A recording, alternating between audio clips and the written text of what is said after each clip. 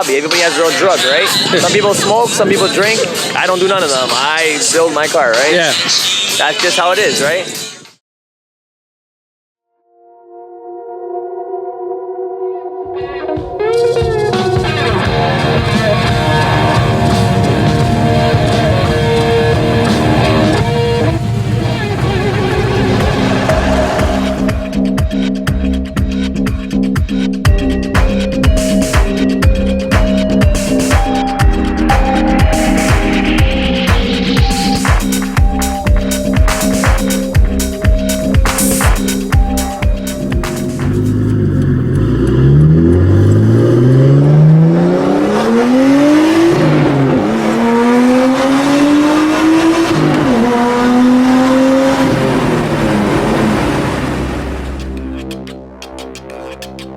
Tuners, rice rockets, rice burners, even Jap scrap. Welcome to the wonderful world of modified Japanese car culture.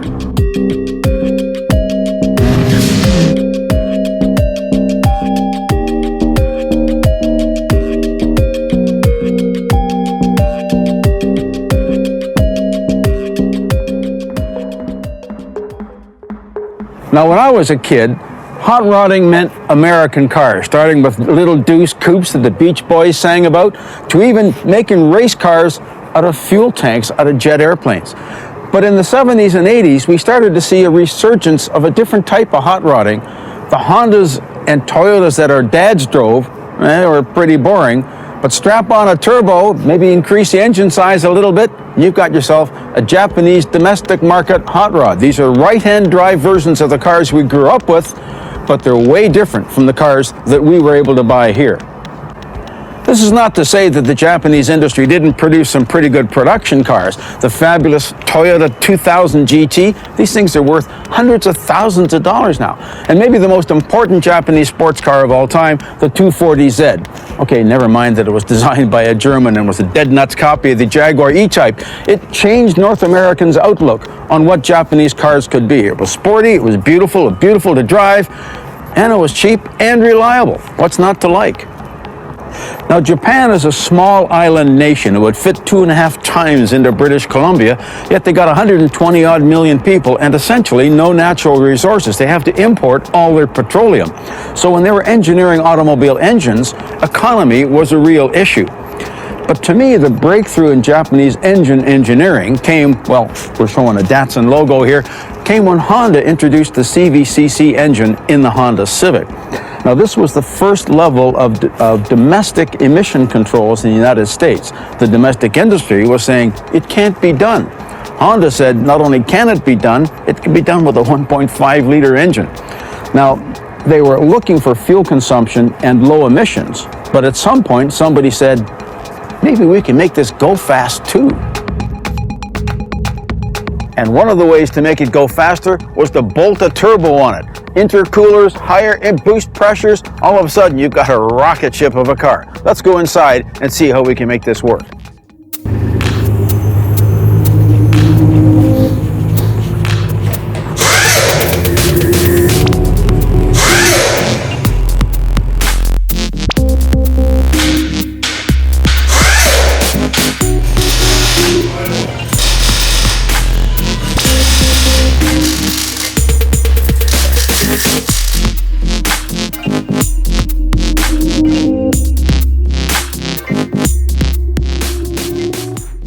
I'm with Greg Whitehead here, who's a bit of an expert about Datsuns. And did you ever hear how Datsun got its name? No. Well, the story that I heard was that Nissan hired a Swedish marketing expert who had given Volvo its name, and they said, we need a new product name for our cars. And he said, how soon do you need this name? And they said, by Thursday morning. He said, that soon?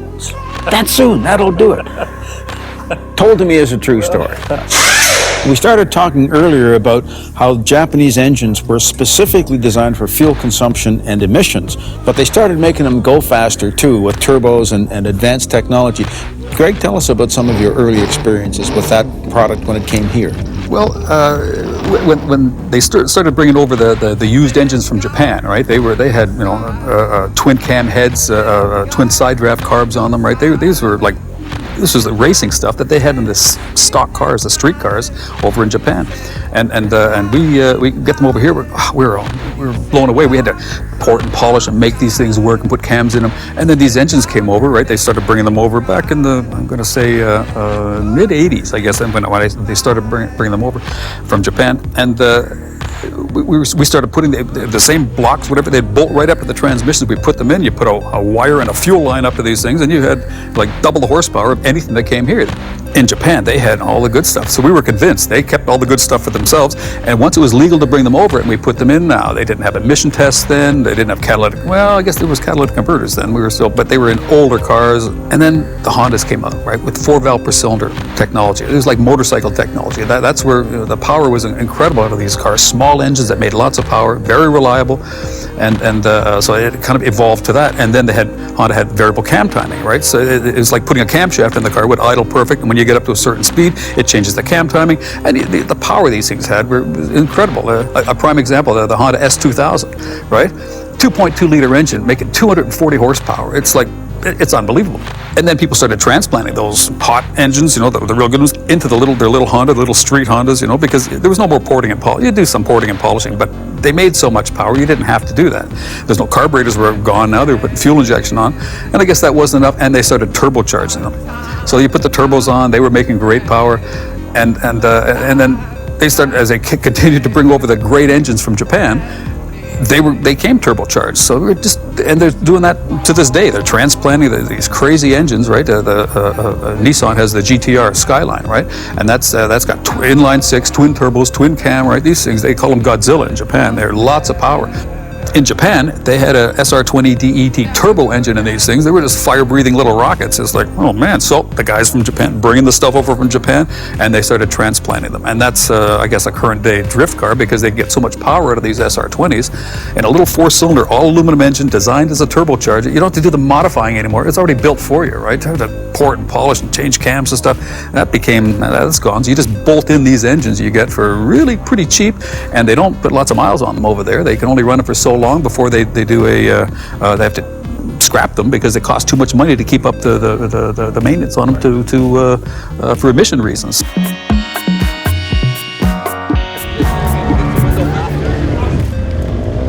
The trend carried on from Japan, especially these Civics, the 93 to 95, the EG chassis code is proven with Spoon Sports, Jay's Racing, HKS, you name all the big ones out of Japan.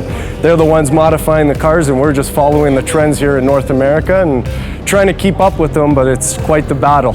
It's it's the street racing reputation that has put an effect on us who are trying to do this all legally and legitimately.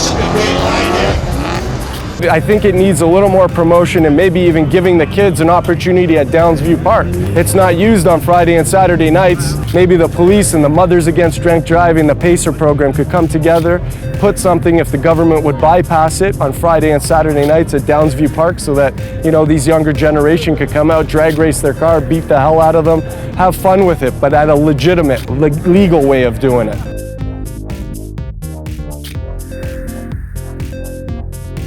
If you've ever driven in Tokyo, it is, well, they call the highways there the depressways. I actually watched the entire Star Wars trilogy on the bus, and we never moved. So they've got all this incredible performance, and they must just sit at the stoplights and argue with each other because they can't go anywhere. And in the 80s, they used to write the specifications of the car on the side, 2.0 liter, double overhead cam, horsepower, torque, so they could point to it and say, oh yeah, check this out, buddy, look what I've got, because they couldn't go anywhere. It's not just engineering that's come from Japan. There's a style of driving that's come from there too. Now, in our day, we were always told that the racing line is the fastest way through the corner. The rally guys used to, however, throw the car sideways and get totally sideways. And a rally driver, Walter Roll, possibly the best driver ever, told me this was the coward's way through the corner. Coward's way. He said, yeah, because you throw the car sideways because you don't know where the corner's going. So if the corner opens up, you just back the steering off and away you go. If it tightens up, you stay sideways and scrub the speed off. He said, but as navigation got better and better. We knew where the proper line was, and he took the racing line. That's one of the reasons he was so successful. Now, in Japan, they got a lot of mountain roads, and they had these very powerful cars, particularly the Sylvia Turbo, and they developed a style of driving going sideways all the time. Now, that's become known as drifting. Now, has a reprobate like you, have you ever done drifting, at least on purpose? We're not talking about driving in the snow here in Canada. From road racing, I'm a road racer, right? And sometimes you're doing some drifting when you don't really want to. You're sliding through corners, whatever. I did some off-road racing, some dune buggy racing, way back, and you had to be going sideways to make the corner. You're like you're talking loose, gravelly stuff. But now this drifting, it's on the road, it's on pavement. You've got grip, right? And the wheels are just spinning all the time. You need lots of horsepower to keep it going. They're not just talking about speed with drifting, it's a style thing, isn't it? Absolutely, yeah. It is a style, and I take my hats off to the guys who do it. I've seen some of these, they're going really fast, right? And they're synchronized, they're dancing around. It's almost like a ballet on a track, right? It's an Olympic sport coming up, and we got synchronized swimming. Why not synchronized driving? Why? I'm Brad Carlton. I drive a DMCC, a car number 12. There's actually a ton of tracks. We did run Mossport. We run a lot in Quebec. It used to be on the western side of Canada, but due to attendance and whatnot, it just kind of faded from there. DMCC has been, I'm gonna say, around since 2003, 2004. I got into it in 2008. I drive sideways, yeah, that's the thing. It's a pro series, Canadian pro series for drifting. This competition is about proximity and how close you are to the other vehicle and your speed, your line, and your angle.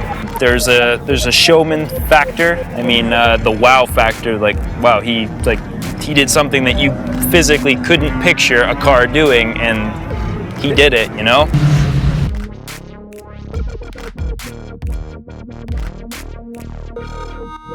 My name's Cody Lawhead. We're from St. Catharines, Ontario. I drift for S1DC Stage 1 Drift Crew. Been around for about 8 or 9 years now. LS6 block we picked up. All forged internals, everything's done. We managed to fit it in the Nissan, and it works quite well. It puts the power to the wheels where we need it. Lots of torque. Turns out we ended up winning. We just drove harder than everyone else. I'm Brandon Yap. I actually flew over from Calgary to do this. This is my car. It's the 93 Honda Civic. B-swap motor, racing with Fearless Motoring. I'm just racing in street front-wheel drive and hope to win. This here is one of my battle wounds from Grand Bend out in just past London. Quite a big stone that came out of nowhere. Okay, so it's a street class, daily driven vehicle. I've had it for about 8 years. Paint's all fresh from last year. I'm running a Honda B-Series motor with a couple of hidden secrets.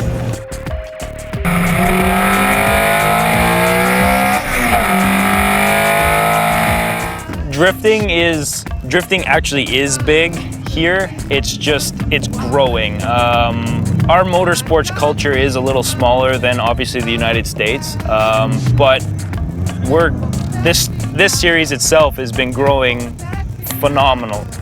It's I don't know.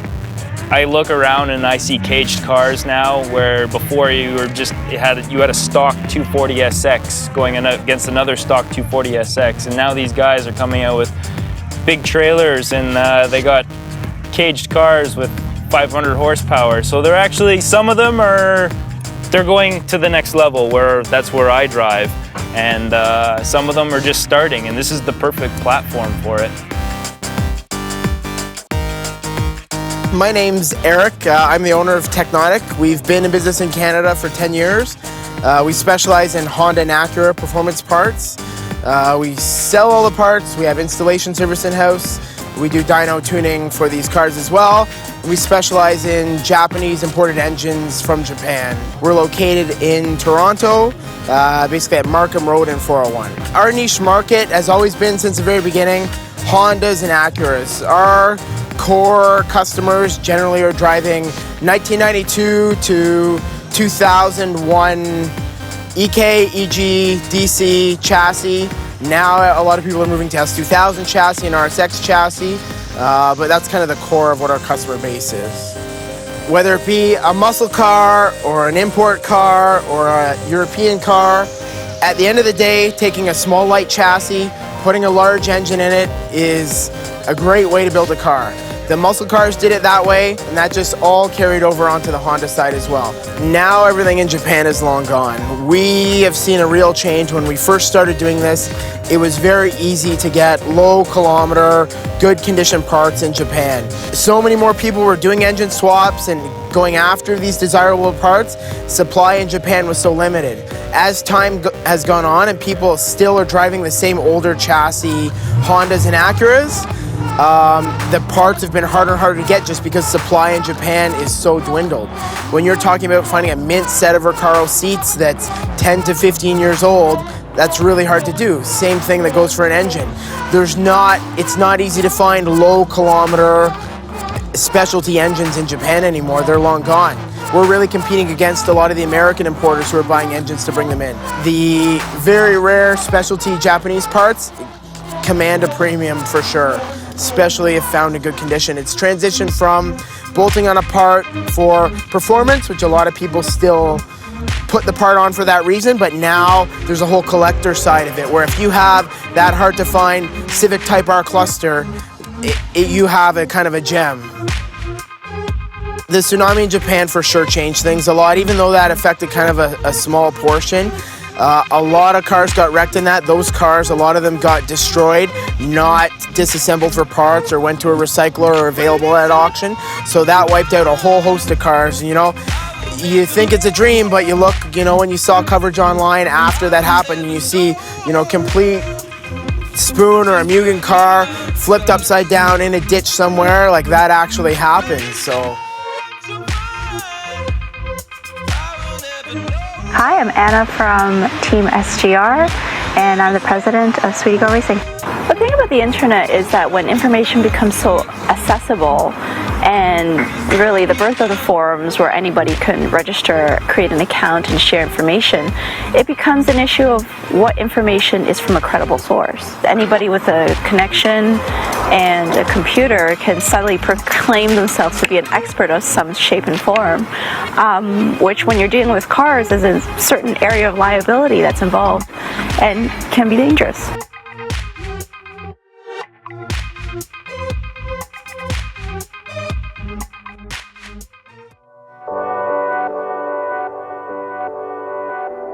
Rims, they're the shoes of the car, if you will, and they come in all sorts of shapes and sizes. Well, they're all basically round, but you've got wide wheels, deep dish, offset, you've got 3-bolt, 4-bolt, 5-bolt patterns. Of course, race cars have one nut. The designs are endless. Mon, or Mondo Koro to give it its full name, is a Japanese word designating the circular emblems that are used in that culture, sort of like coats of arms in the Western culture. They identify the family or the character or the brand that we're trying to represent. Round emblems fit perfectly with the shape of a wheel. The Japanese culture didn't need any real influence from Western cultures such as North America or Europe. Well, that said, Canada has played a role in the worldwide rim manufacturing business as well. From humble beginnings about 20 years ago in Quebec, just outside of Montreal, Glenn Chaplin and his crew have established Fast Wheels, otherwise known as Fastco, as a dominant player in the world rim market. Let's go pay him a visit and see where this wheel was actually made.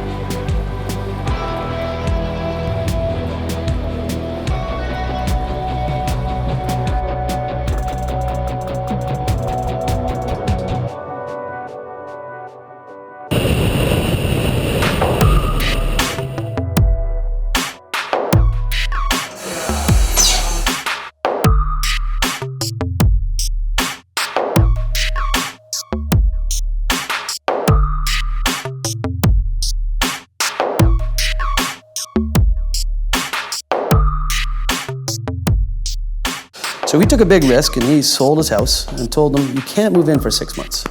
With the equity in his house, he bought his first container of wheels. It was quite funny. I was about 15 years old and of course going to high school. So he would get out on the road and sell 12 hours a day, every day, and call me at 2:22, because that's when the bus came in. This is great leap, sold 2 of these, 4 of those, 6 of these, and I'd have to wait for the UPS guy to show up, and if so, sure enough, he would, and I'd pack the wheels up and give them to the UPS driver. He had 6 months to sell a container of wheels, and you'll have to ask him, but I think we got 75% through those wheels, which was pretty good. And then, of course, we had to repack all these in a container and move them out and rented our first warehouse just down the street from where we are now, not too far. And this was his first flyer. It was a one-page flyer. Really, the fast 1, 2, and 3.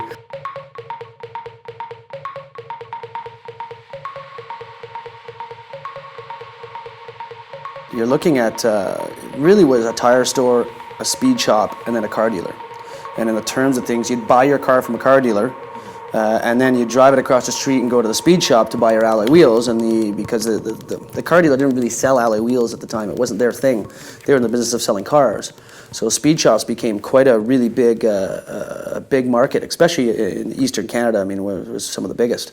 And you can see that the OEMs, they were really missing the boat, believe it or not, where you think I'm spending money on a car, I'm leaving, and I'm taking cash to go buy a set of wheels, and then I'm going over to a tire store and buying a set of tires and trying to put these together. The OEMs really follow the aftermarket, where you can see in the late 80s, stereos were big. I mean, you had to go take your standard radio out of the car, drive across the street and go to the speed shop and get yourself a real, awesome stereo. And of course, nowadays, that market's just died. The OEMs finally catch on and they start putting, Bose sound system in these cars nowadays, You don't need it anymore. There's still 5% of the market that maybe want to have a louder stereo system, or, the subwoofer in the back that makes their spoiler rattle or whatever it is. But same thing with sunroofs. Sunroofs used to be a big business before that. That's all died now.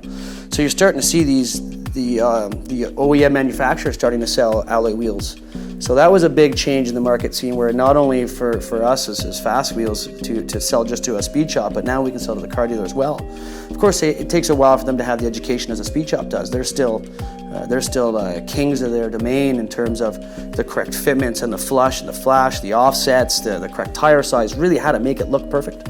But the car dealers are really becoming a lot more advanced in that market. And when it came down to tires now, because of course you'd have to go to your tire store, well, the OEM manufacturers are now offering that as well, which came a good opportunity for manufacturers like us to offer the package.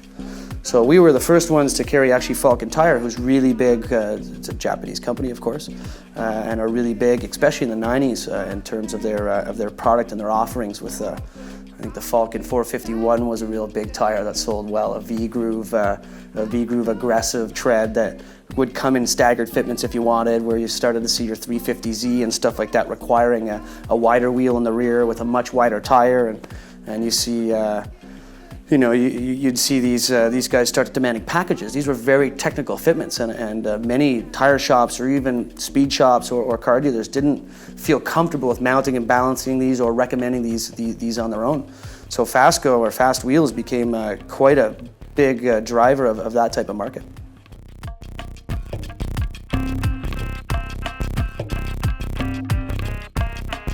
I started out in my basement with a little suitcase and a briefcase, and I got some catalogs from local suppliers, and about a year and a half later opened up a small 1,200-foot retail store with $1,150. The market was something different. I mean, back in the day, you're looking at 2 sizes and maybe 10 tire sizes overall. And of course, the market's changed over the years, where, in the mid-90s, you started getting larger and larger sizes. And then in the late 90s, you're starting to see like a 19.8.5 on a Honda Civic, which only had a 23.5-inch tall tire. So if you're looking at a 19-inch rim and a 23-inch tall tire, that's 2 inches of rubber on either side. So as far as what I know about the history of the wheel business in general, in the late 50s, I guess, guys building their own hot rods were taking 32 deuce coupes and bucket tees and this kind of stuff, and they wanted to make the wheels look good. So they used to take a steel wheel, they'd cut the center of the steel wheel out, they'd reverse it, and then chrome the whole thing. So you had what was called a chrome reversed wheel. Then a company called Moon came up with the idea of putting what they call smoothies on. So these are a little moon cap, a little hub cap that was kind of smooth and chrome, and that fit onto the center. What style defines a Japanese design? It's a tough question. I can tell you that European is mesh, without a doubt. BBS pretty much owns that market. And the 5-spoke is the muscle car. My dad loves that, that's for sure. And for us would be pretty much everything else. Went to a race in 1968. Me and a buddy of mine suggested that I come up to the track and help flag. Sunday night, I was hooked. The muscle car had hit by 64 of the GTO, and so there was Mustangs in 65 and Camaros in 67 and Chevelles and everything else. When I had my retail stores in early 1970, we were an American speed shop. In 1992, we went to China and we found some suppliers, and we started with the wheels. We didn't actually get into the wheel business until 94. We brought in our first 500 wheels. The factory that made them for us wasn't even prepared to rebox them because the volume was so small. They said, look, we're not going to start a packaging line for 500 wheels. So they sold them to me in their package. And then when I got them here, I opened out all 500 wheels and repackaged them under the Fast Wheel brand name, changing the cap in the center of the wheel and, of course, changing the box, etc. And that's how we started. The name Fast Wheels came from the fact that we were going to sell only fast-moving product. So I said, well, I'll carry just the fast-moving stuff.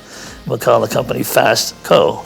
And that's how we got that name. And then we called the Fast Wheel, Fast 1, and the Fast 2, etc. And that's how it got going. Well, yeah, there's about 5 or 6 major things that you have to consider when you're going to fit the wheel to the car. The first one would be the PCD, pitch circle diameter, which is the technical term for bolt pattern. I think that's how most people would relate to it. And that is simply the number of bolts or nuts that attach the wheel to the vehicle. And the circle that they draw, if you were to draw a circle through the middle of them, that would give you the actual size of the pattern. So if you have a car that has 5 by 100, what it means is you've got a circle running through the 5 studs or 5 bolts that's 100 millimeters in diameter. It can also be in inches. You can see sometimes 5 times 4.5 or 5 times 4 3/4, just a different measurement system. But the basic idea is number of lugs times the spacing, and that gives it to you. The next most important thing would be the center bore of the wheel, which has to correspond to the hub size on the car. So you've got the hub protruding out from the brake rotor. Now with your OEM wheels, usually that fits directly. You've got a 64 millimeter hole on the wheel and you got a 64 millimeter hub sticking out. One fits over the other, you're done. In the aftermarket, in order to be able to accommodate a lot of different styles for a lot of different vehicles, they typically put a larger hole in the wheel and then they have a centering ring which will adapt it to that size. And now you're snug. The main reason for that is you want to make sure you don't get any vibration. You know, the studs or the bolts will to some degree center the wheel on, but you want to really have that hub fit nice and tight. So the hub diameter and the corresponding wheel size is important. Next one up would be the offset, and that's probably the hardest thing for most people to relate to. But what it means is how far in or out does the wheel sit relative to the car's suspension and body components. So normally we would kind of want to look at what does the car have originally, and we want to stay in that range, but if we want to stance it, bring it out, well then we want to use a lower offset. If you use a lower offset, it brings it out. So if my car had, let's say, a plus 45 millimeter offset stock, and I go to a plus 25 millimeter, what's happening is I'm moving the wheel out 20 millimeters. So the lower the offset number, the more the wheel comes out. If I increase it, let's say I have a 45 millimeter and I go to a 55, the wheel's going to go in. And this can go right down to 0 and even into the negatives. When you start talking about trucks and off-road setups, whatever, you often see negative offsets. What does that mean? Why is it negative or positive? Well, if the wheel was 8 inches wide and it had a 0 offset, what it means is 4 inches of the wheel would be outside, 4 inches of the wheel would be inside. If I go plus 20 or plus 30, what winds up happening is I have 5 inches of the wheel to the inside and maybe 3 to the outside. So we're just kind of moving the center of the wheel around, if you will, to get it to fit so that the width either goes in or goes out. Wheel design has changed a lot, obviously, over the last 40, 50 years. Like any kind of fashion industry, you see trends, you see cycles, things go up and down. How fast wheels fit into that with the JDM scene, I think, is kind of an interesting parallel, because if you look at the JDMs themselves, the Japanese car companies, originally they were offering low-cost, high-performance alternatives to the big name brands. You know, as we've seen, you had the 240Z, which was basically a more affordable and still very high-quality version of some of the more expensive European sports cars. And as time went on, eventually those Japanese companies developed their own identities and their own designs. It's been very much the same thing for Fast. When we started out in 1995, our goal was to try and provide the Canadian customer with a high-quality wheel that had all of the looks and appeal of the big name brands, but at an affordable price with, you know, kind of that same quality and the same service locally. And we built on that. And for a long time, that's kind of how it rolled. And eventually it's developed more and more of its own personality, where we're at the stage where we are today, where we're developing our own designs and our own tooling, and we're doing all of our own engineering and fitment. I mean, this is way far past where we figured we'd be, looking back from 20 years ago. And we're drilling wheels now. We have our own custom 3-axis CNC mills where we can custom drill the bolt patterns on the wheels. The fitment side of it, the fitment and engineering side of it, is what's driving a lot of our wheel design. And this is something that OEMs and car dealers have responded to. So we started with a little tuner following, and the enthusiast following, and now we built it up and now it's accessible to everyone. The styling of wheels and what's influenced it, I mean, it used to be pretty easy to say, okay, that's a muscle car wheel, typical deep dish, aggressive, low to negative kind of offset, most of the wheels hanging out, and they're usually staggered too. You ran a little 14x6 up front, like maybe a 15x8 or 1510 in the rear. Very easy to identify that's a totally American muscle car setup. Then the imports, well, you had your classic, 4 spokes and mini lights and this kind of a thing. They were very obviously geared towards minis and Spitfires and, popular import cars at the time. And then, those same styles, interestingly, sort of started into the JDM scene because JDM cars originally were influenced by British and European cars, sports cars at the time. They borrowed some of those designs. So in the earliest days, a lot of the wheels that you saw as aftermarket tuning choices for the JDM cars had that look of the European wheels. And then they took on a life of their own. The JDM crowd started saying, well, let's make it a little wider, let's make it a little deeper, more aggressive, we'll change the spokes. Let's take that lip design, or that look of the mini light, but we'll integrate a mesh in the center. So you had an actual, for the first time in the 80s and going into the 90s, the JDM look wheel became a thing of its own, and it was pretty recognizable. And what's weird is we've come full circle where all of the car communities are sort of remeshing together. You have international partnerships between all these different car companies. So some of the mechanicals can be, Japanese, and the body design was done in, Germany or Italy or something like that. So it's remixing, and I think exactly the same thing's happening with wheel styles. You're seeing these combinations, these concave elements and meshes, that were typically European, but sometimes with a slightly different spoke shape that is Japanese influenced, or you have outright American, like the 5-spoke thing kind of coming back. But there's no one thing you can point to and say, that's a JDM wheel.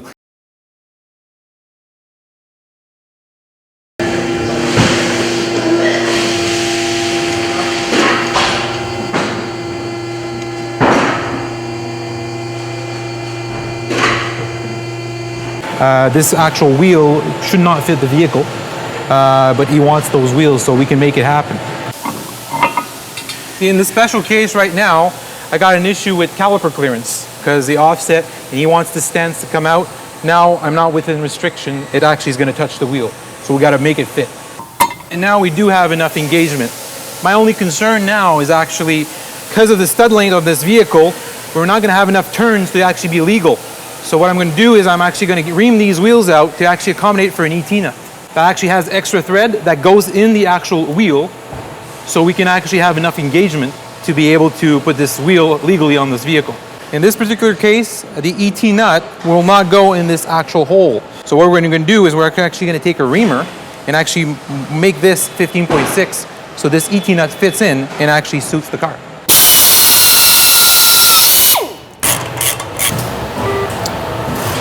It's measuring in a 3D environment with a ferrule gauge. It's 8 microns precise. Want to make sure that the wheel doesn't bottom out. And we also check the PCD and the stud size. So now I'm actually going to take some measurements off the caliper. I'll take the widest range possible. So now I actually have some measurements off this, and I actually have the profile of the front of the caliper.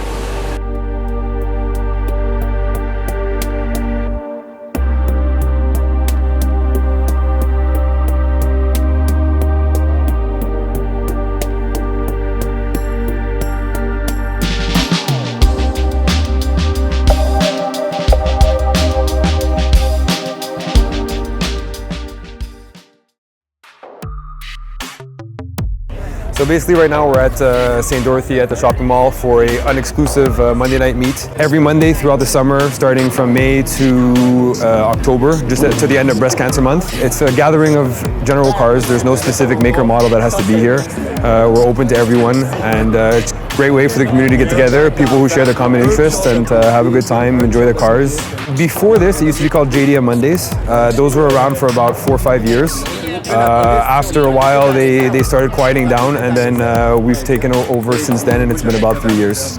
In May, yeah, in Quebec, the car scene starts generally to start around early May, mid-May, because that's when we start getting, let's say, above 10 degrees. But until then, people have to hold off. I mean, it sucks because in the States, we look at pictures online and, people are all bringing out their cars. But here, like I said, you got to wait a little bit if you want to deal with the cold weather. At one point in this same parking lot, it hit, I think, over 2,000 cars. In the Montreal area, Monday nights is generally exclusive Monday night.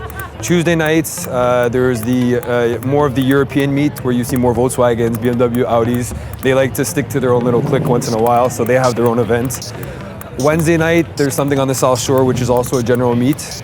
Thursday as well in Montreal, there's another general one, as well as the Orange Julep, which is a very common place. The Orange Julep, it started a long time ago. There's been, I think every day of the week there's a different event for different people, so they cater to everyone as well. And it's one of those meeting spots where it's, you go there, you got a juice, you grab a hot dog, check out some cars, and you're at the Julep. But other than that, Fridays, I wouldn't say there's too many on Fridays because it's more of a night where people go out. I don't think they hang out in the parking lot as much. Yeah. Saturdays as well, and then if there is anything Saturdays, Sundays, it's more of an event. Track days, either at the racetrack, the quarter mile, or show and shine. I'm Sina. I'm Matt. We're the organizers from Ertefa. We established the idea in 2010. When Matt came to Canada, he was looking for the same thing, so I gave him some ideas. I took him to some places such as CSCS, Import Fest, Stretch and Poke. But unfortunately, the scene, based on what we had seen on TVs, on the internet, wasn't as big. So Matt came up with the idea and he said, I want to do something. I want to bring everybody together. Let's create a group of people, all the clubs, doesn't matter what car you drive, Japanese, European, exotic, muscle car, hot rods, rat rods, whatever you have. As long as it's got a motor, bring it by and we'll all get together and we'll all just party together pretty much. In 2010, when we started Ertefa, we started directly working with York Regional Police. We started getting them involved. We started getting them to bring out a couple of cars every week, to be present at the show, for them to walk around and make sure everything is cool. And at the same time, if people had any questions, they can go up to the officers and talk to them and ask them, if certain mods are illegal, if they did this, if they got a certain ticket, what they can do about it, what are their options, what are their ways out of it. And ever since then, we've been working with York Regional Police every week. We have them present. They'll be here soon sometime. And over time, the atmosphere that we've built, luckily, is that the whole scene, everybody, the community has come together because they enjoy the show, because they like to be here, because it's a safe environment for them to be. They don't let anybody else do anything crazy. So if someone starts driving, their buddy who's here with them will pretty much tell them to shut up. Because again, they'll be ruining it for everybody else. We get 1,500, 2,000 cars here. At least double that in people. Ertefa is a Farsi word. It's Farsi and it's also in Arabic.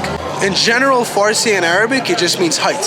But in Iran, in Farsi terms, Ertefa stands for, it's a slang for the way the car sits, the stance of the car, the way all the modifications of the car flow.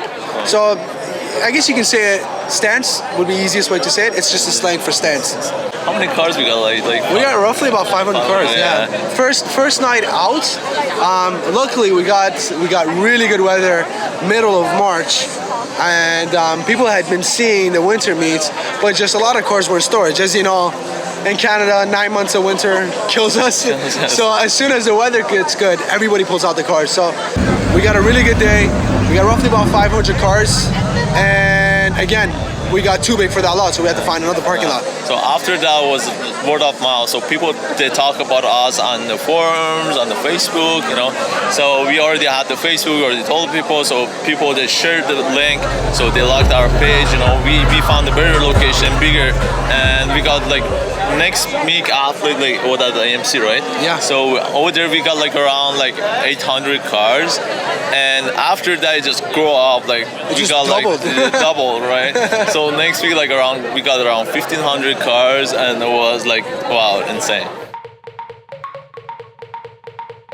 The Japanese scene has taken over since the 90s. That just changed the whole car scene.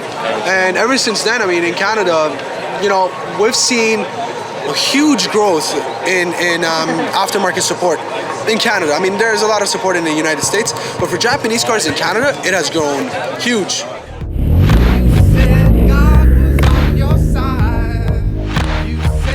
One of the things that you will find in Saskatchewan is the ingenuity of people here is a lot more of friends helping friends build cars. The biggest import meets in Saskatchewan probably belong to Dota Logic, so we do 2 a year. We do defrost and fallout. I mean, oil in Alberta is a big deal, and that funds a lot of car projects.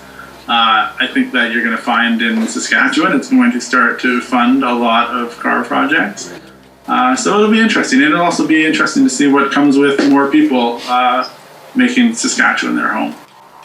When I tell somebody that I'm into drifting, it requires probably about a 10-minute conversation afterwards, right? So you slide around, so it's like figure skating. I'm like, well, sure. You don't find a lot of clubs in Saskatchewan.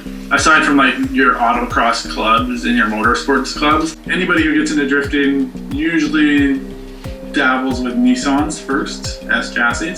Some drifters came in from Edmonton, and one of the guys needed a part, and he spent the whole day driving around Regina trying to find a place that sold this part. Couldn't find it, shops weren't opened. He had to get somebody to bring it with them from Calgary the next day, or maybe it was Edmonton, but regardless, you don't notice those struggles when you live here. It's just customary that, okay, I'm going to order my parts, I'm going to wait for them to come on the internet from the internet and clear customs, and so I'll have my part in 2 weeks. When I was in Vancouver, I was like, oh, I need wheels, or I need some rubber for my wheels, but they're kind of an odd size, and then I phoned a buddy, and he's like, oh no, I got those in stock, just come down and pick them up. And I was like, oh, this is really weird, and the price is actually reasonable. 4A, GE, turboed, lots and lots of custom. One of the things that, there was one Honda, but one of the things that has a big effect on the island here is we have different laws. Like I used to live in Ontario, I moved out for the drifting. I would say maybe the second biggest scene in all of Canada. You got Saint Eustache, Quebec, and then you have Victoria, BC.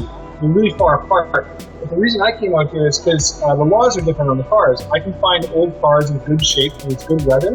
I don't have to go through insane safety checks and things like that. But you sort of just go to the grocery store, you register your car, and you drive it to the track. Here's the thing, is a lot of people in North America want to try to be like Japan. Their culture is different simply because of the religion. They're not allowed to build on the mountains. You'll notice in Japan there's no houses on the mountains. There's only temples. So they have to build a road to the temple. Well, it's a low usage road, so it usually goes around the mountain rather than carving straight roads out of it. So they have these roads that are basically closed down racetracks in the middle of the night that no one is on. They did a bunch of stickers that say island style, and I think that captures a lot of what the island, the island's definitely its own style compared to even the mainland. Going into the States and stuff, we're a lot more laid back, I think, is from what I've heard. I don't know, I haven't gone anywhere else, so. We don't have any sort of emissions controlling governing body or anything like that. In Vancouver and stuff, they have air care where you actually have to go every few years and, get it tested, but we don't have that on the island. Another project car. Duarkasi. They're an old school Toyota Forum. One of the drift teams out here is Husky Situations. They're very crash and bash oriented. They like to rub doors, tires, fenders, walls. Anything they can run their car along, they will.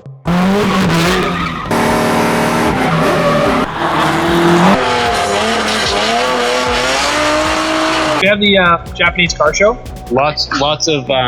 Lots of different cars come out to that one, tons and tons of Subarus, Hondas, pretty much everything. Everything from brand new Subarus to old school Japanese. Yeah. Just about everything. See, we got piles of parts everywhere. I wouldn't go as far as to say that it's cliquey, but there's very dedicated groups of people anyway. You know, huge variety of people in Victoria with all sorts of different genres of car.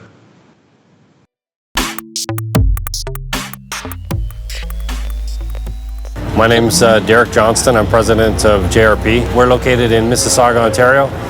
We've been in this business for 20 years this year.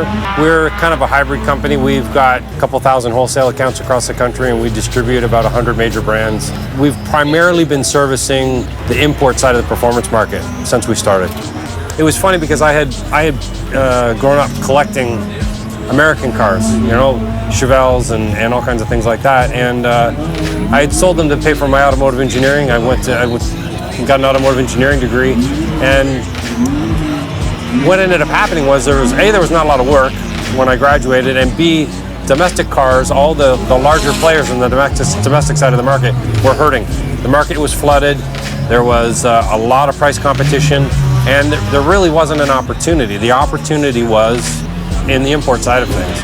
So from our perspective, the opportunity was to start from scratch in an area that was very underserved and had a chance to grow very quickly. We started at a very good time. There was in foreign markets, however, Toyota Racing, TRD, and Nismo and other brands that were available around the world. None of those brands were in North America, and none of the parts to fit the American version of those cars were in North America.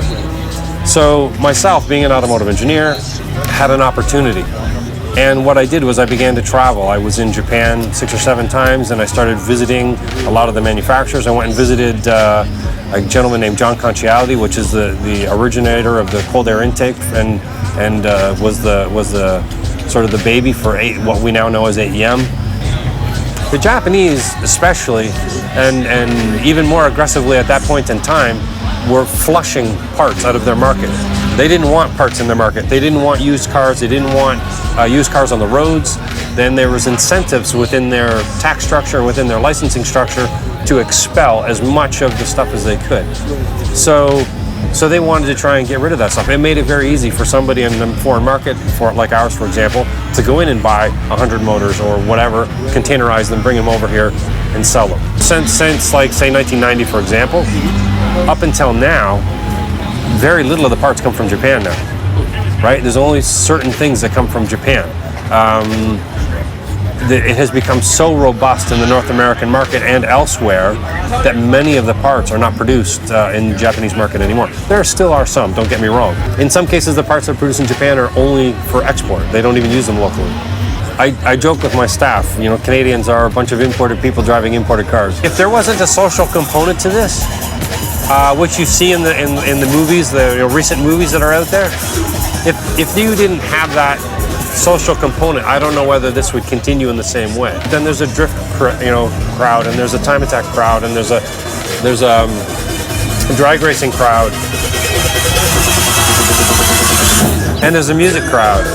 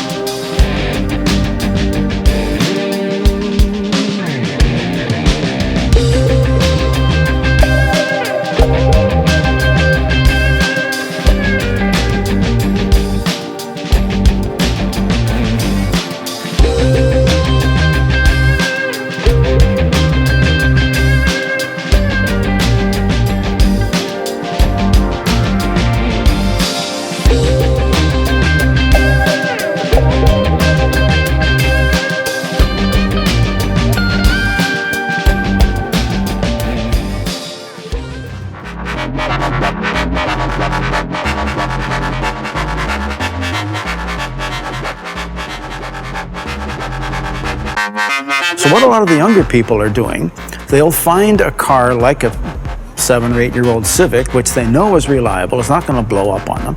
And they say, you know, I don't really like that color, or I think it could use a bigger rear wing, or I could do this or that with the suspension or the dashboard or whatever you want to do with it. And for a relatively small amount of money, you end up with a car that is truly uniquely your own. It's a car that your father would probably walk to work rather than drive, but that's part of the appeal, right? The whole point is you don't want your dad wearing a mohawk haircut either, and you probably don't want him driving your car. So you can make the car look like what you think the car should look like at a relatively reasonable amount of money. Manufacturers are required to build the cars to meet federal safety standards. You as an individual, ironically, are not mandated to maintain those safety standards. You can, if you want, remove that airbag. You do have to wear a seatbelt because that's a provincial regulation, but you don't have to have rear headrests in the car if you don't want them, because that's a federal regulation that's binding on the manufacturer, not on the owner. So you as an individual have to mostly check your provincial legislation, because that's really what affects you in terms of what the car is capable of doing. Most provinces in Canada have an e-test, emissions test, and if you put some massive turbo on your little Honda Civic engine, the chances are it's not going to pass that e-test, and when it comes time to renew your license, you're going to be at the back of the line. I get email all the time when there's ever a drag race at Toronto Motorsport Park, the Cayuga area. Sometimes the cops will set up spot checks on either side of the entrance, and if you've got a headlight burned out and you're driving a Slam Civic, they'll pull you over for, that's pretty much close to harassment. On the other hand, we see initiatives like the Eradicate Street Racing everywhere, something like that, where the police are actually trying to work with these communities, with these young kids, and say, listen, we know why you want to do what you do, because we were 18 once too. They all were car freaks when they were kids. They understand what's going on. But they also don't want you to kill yourself, and they don't want you to, more importantly, to kill civilians.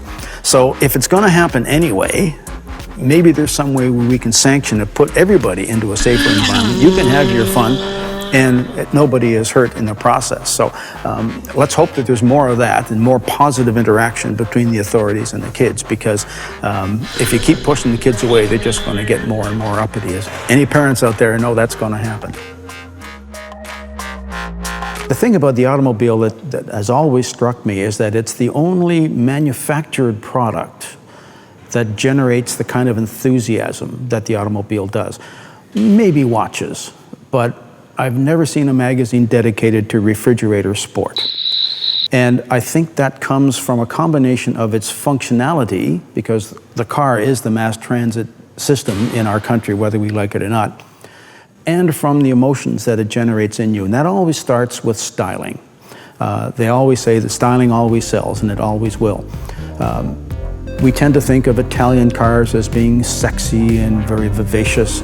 We tend to think of British cars as being maybe a little stuffy, but the old English club atmosphere with the chrome and the leather. American cars are flamboyant and dramatic looking.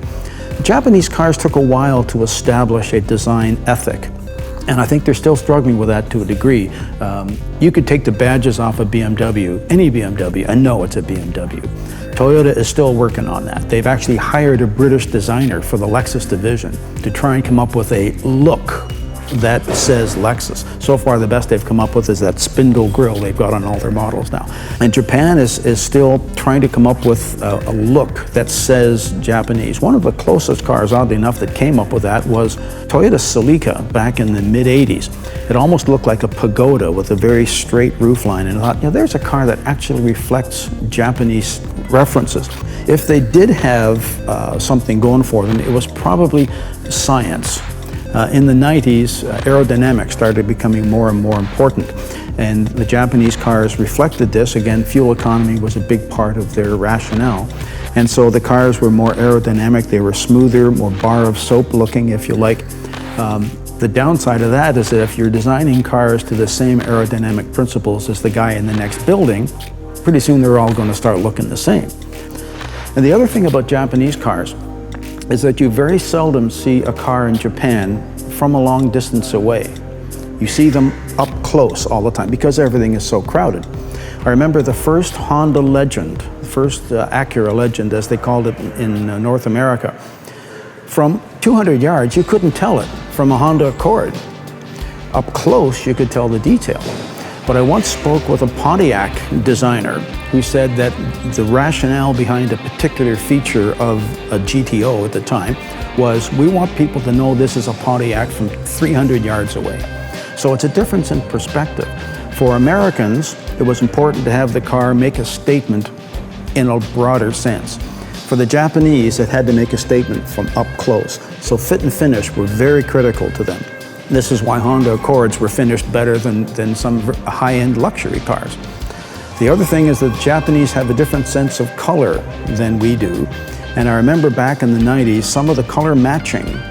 You'd have one shade of tan here and another shade of tan there and another shade of tan here. And to our eyes, it looked very disjointed. The finish and the distance between the panels was virtually zero, but the color match wasn't quite the same.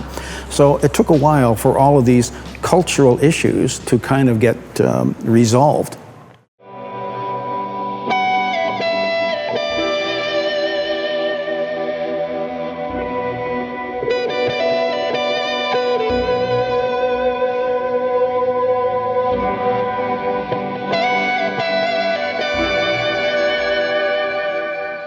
My name is Cam Kaler.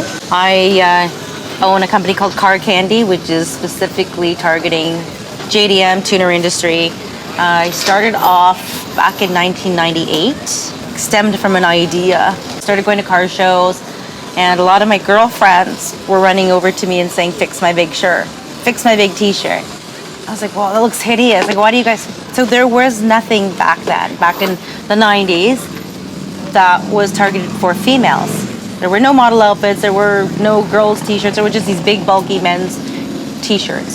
So I was cutting them up. Dark Nights Nationals, my first car show doing. You know, the owners of the show weren't happy because the concept was new, because I was making the girls look sexier. I'm like, well, you can't see what you're wearing. Like, the logo is still there, I just modified your shirt. So it was modifying apparel. I have a background in modifying everything and anything. So I've always been modifying vehicles. Now I'm modifying apparel to make it creative, different, unique. Here I am, I still love the cars. Probably speed over show. So show cars are beautiful, but I think for me, it's the motor. It's the speed, the torque. The owners of their cars do not want girls on their cars, sitting on their cars. They don't want scratches from their jeans or whatever the girls are wearing. Fabric is going to scratch the paint of their car, and they've spent a lot of money on their cars. So that's another rule of thumb. We let the girls know, even if they don't work for me, if there's some other girls, I say try not to lean up against the car, don't sit on the hood. We've had dented hoods. Most guys, though, won't care. If there's a hot girl, they'll be like, I don't care. Then you get the diehard guys who don't want anything happening to their vehicles. So my reputation with Car Candy has always been keeping it classy, empowering the women, and making sure the girls are friendly with the crowd.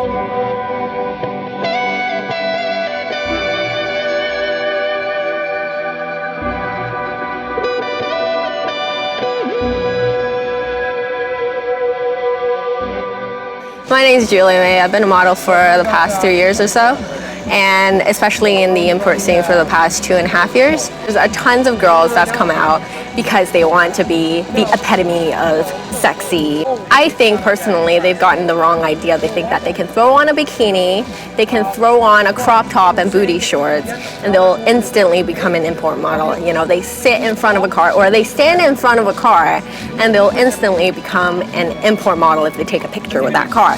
And really that's not the case, because you're trying to showcase the car, you're not trying to showcase yourself. A real import model knows that. And real import model knows the benefits of the car, what's great about that car, what's inside that car. And if you ask a real import model in front of the car that she's modeling in front of, she knows everything about that car. It's the knowledge behind it, it's the understanding of that car.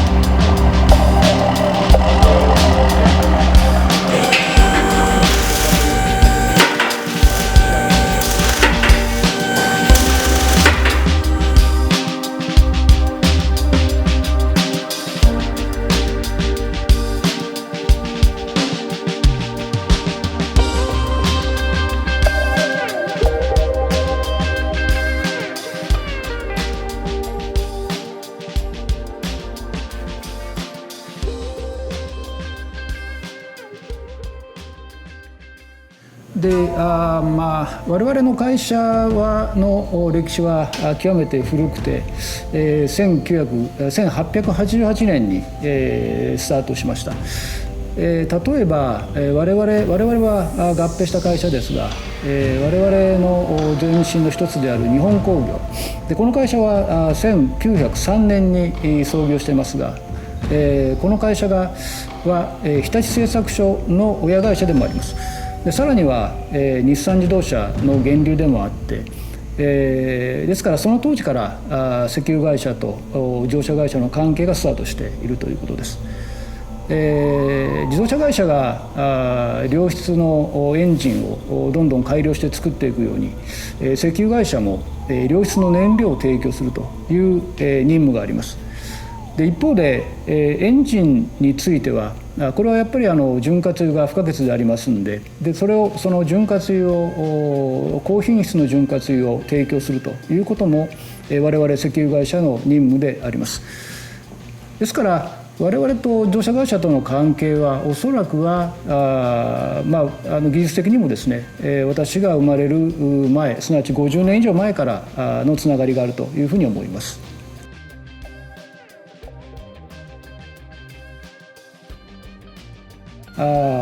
なかなか難しい質問だと思います。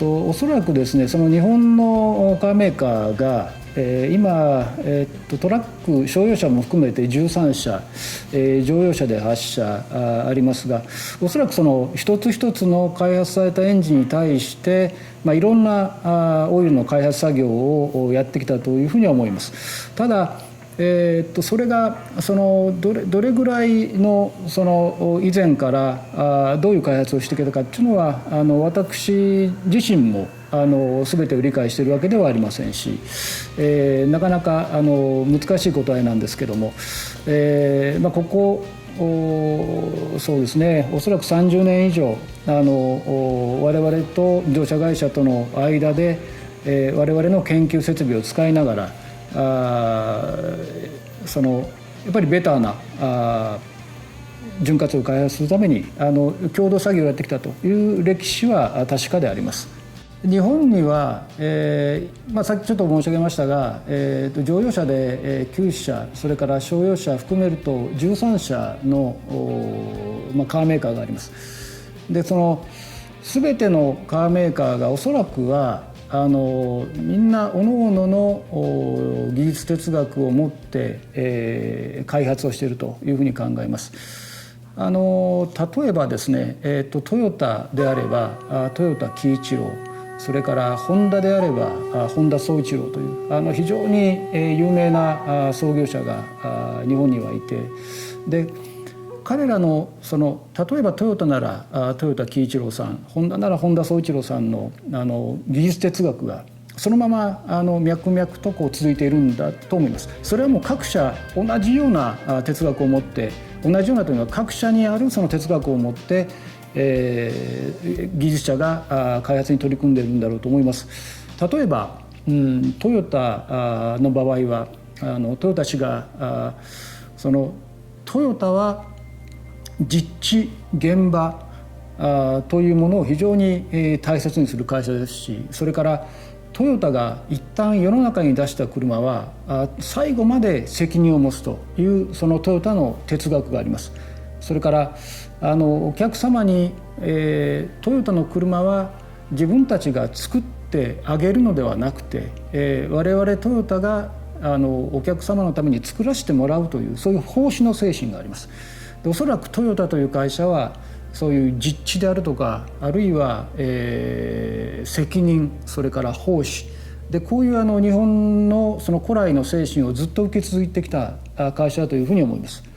一方でホンダの場合は、ホンダ氏が言ってるみたいに極めて斬新なもの、新しいもの、それからそれを自ら作り出すためにどんな努力をするのかということ、というようなことを非常に大切にしている会社です。ですからホンダにはですね、おそらくそのホンダの常に新しいものを求める哲学があり、でトヨタにはその社会的な貢献をしていくという哲学があり、でそれぞれの会社がそのような哲学を持ちながら車作りをしているというのがその技術者の哲学じゃないかというふうに私は思います。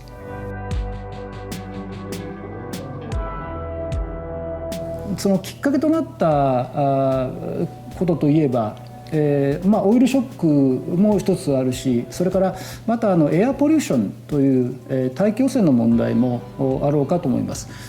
で日本はですね、日本の車メーカーは最初にやはりアメリカのビッグ3からいろんなことを学んでます。いろんな技術を取り入れて、最初は日本人がアメリカの自動車文化を学びたい、何とかしてアメリカの車を日本で使えるようにしたい。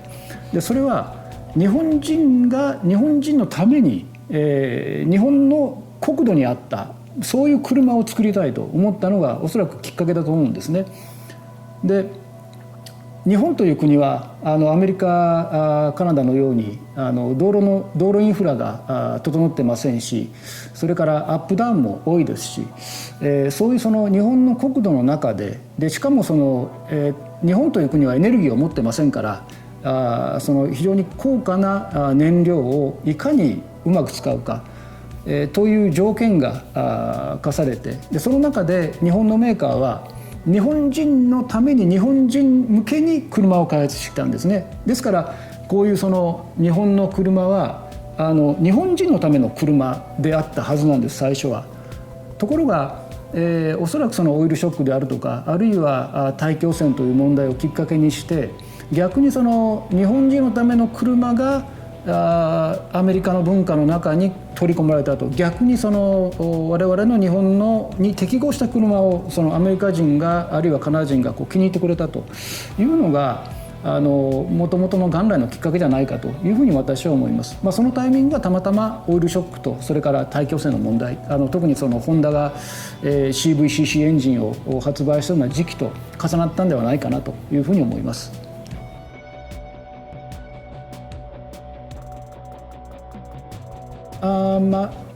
実際にですね、新しいエンジン、新しいオイルの組み合わせで、これは長年のいろんな積み重ね、技術の積み重ねがあって、例えば新しくできるエンジンの、非常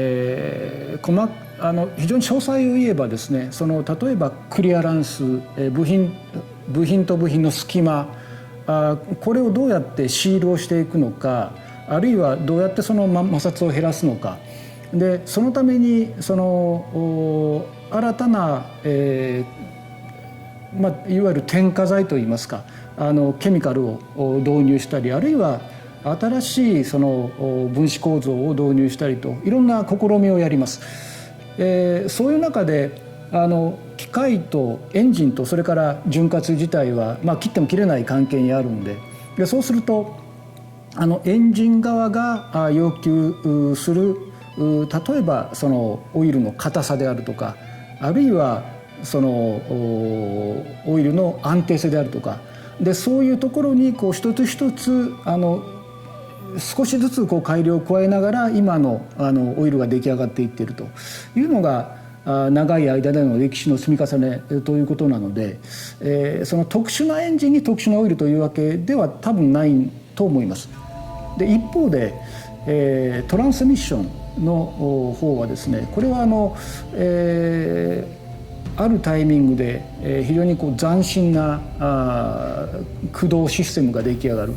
でそのためにはどうしてもその新しいシステムに適応するオイルが必要になってきたり、あるいは省エネの効果が求められたりすると。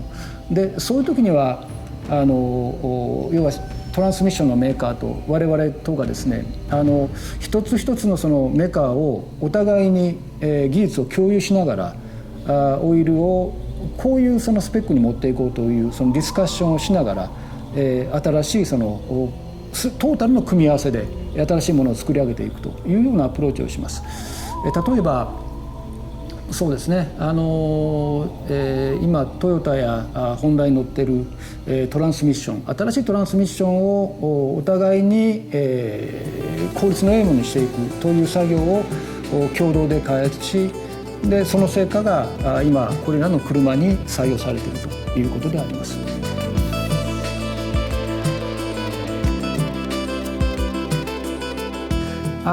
日本のその自動車がクールというふうに呼ばれるのは非常に私自身も、誇りに思いますし、嬉しく感じます。でこれはおそらくですねその自動車だけではなくて日本の今我々が作り出しているものに対して、皆さんがこう感じてクールというふうに感じていただけるんじゃないかと思うんですけど、それはですねやっぱりさっきちょっと申し上げたトヨタであるとかホンダトヨタ喜一郎あるいはホンダ総一郎彼らのその言葉にあるみたいに作り出す製品の中に、例えば、その奉仕であるとかあるいはおもてなしの心であるとかあるいは斬新創意、あるいはその不屈というようなどんなものにもそういう哲学作り出す人間の哲学が込められてるんで、それが皆さんに伝わってクールだというふうに思っていただいているんじゃないかというふうに考えます。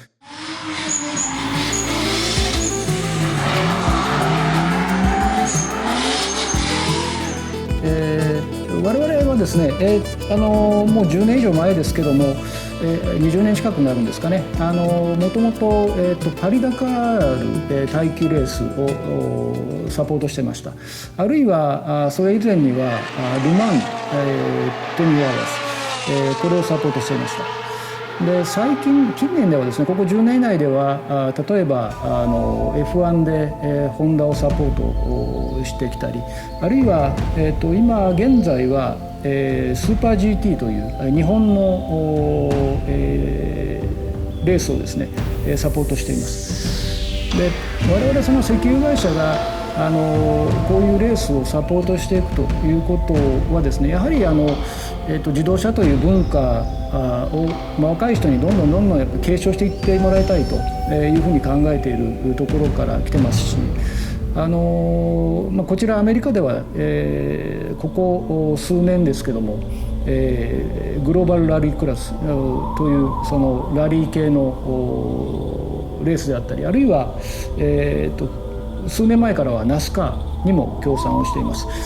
で特にナスカーはですね今年その我々がサポートするカイル・ラーソンという、非常に優秀な若手のドライバーが活躍をしてくれたおかげでですね我々サポートした初戦で優勝することもできました。これは我々のそのエネオスというブランディングもちろんその一つの目的でもあるんですけどやはりモータースポーツを我々一体となって盛り上げていきたいということの表れでもあります。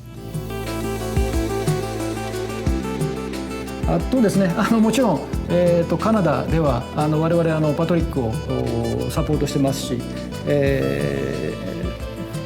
北米全土で、こういうそのサポート活動を続けていきたいというふうに考えています。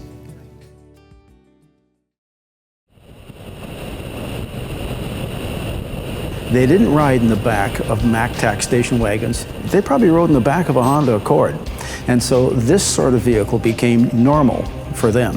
And then when they got to the point of buying cars, what are they used to? They're not used to Fords and Chevys, they're used to Hondas and Mazdas. Kids in the 50s had Deuce Coupes to modify and turn into something a little cooler, a little hotter than Dad drove. Presto, we've got a whole new field of customized, modified cars, not based on the stuff that I grew up with, but the stuff that these kids grew up with. So that's where your hot Civics and your hot Mazdas came from.